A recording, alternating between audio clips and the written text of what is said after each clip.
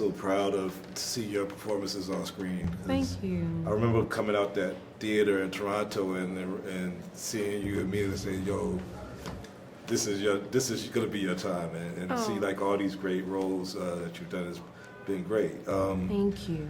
I read about that you helped get 40 scholarships for AXO, and my daughter was an AXO scholar in 2020. And I love to see everything that you do off of the screen, and I wonder with this project, like how fulfilling was it to come back into this space that gave so many Black people around the world so many emotions, and reprise these characters and go at it again and harness that emotion again.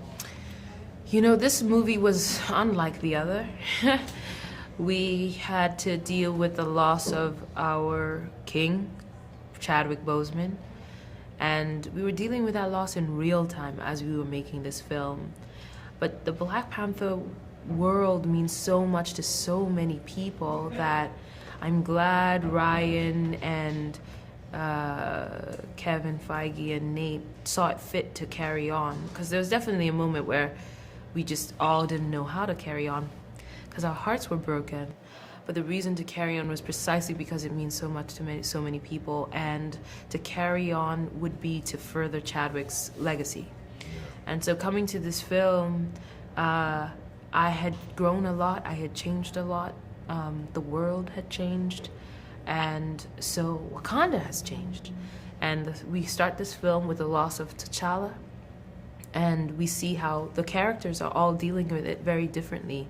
Grief looks very different on different people, and we're exploring that. How do you move forward when you lose something so dear to you, when you experience such deep tragedy?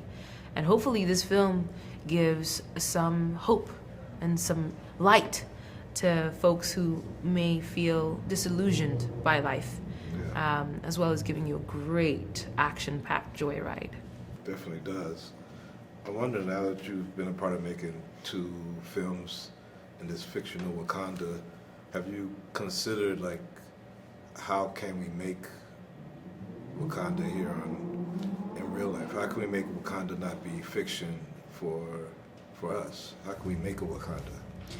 Yeah, I mean, I think when I remember shortly after the last film, there was a whole convention in Rwanda about, how can we make Wakanda here on Earth? And I think the power of a film like this is that it travels the world over, and it galvanizes people, because Wakanda doesn't get made on this earth by the people who made Wakanda forever. It gets made by the people who watch it, are inspired by it, and take it on as a rallying call. And I feel like that happened somewhat in the first film, and now we're continuing in that legacy. And I think that I have seen so many things have transpired since fashion has changed, and the very fact that Black Panther is inspired by what is happening in real life on the African continent. It is a nod to African culture the world over. And so it's real life inspiring art, and that art inspiring life. I'm very excited to see what comes out of this. And in this film, not only are we celebrating African culture, we're also celebrating Mesoamerican culture, Latin American culture. So hopefully there is a rallying call from this that, Black and brown people are stronger together. I think so. Thank you for your time, and thank you for your performance. Thank you.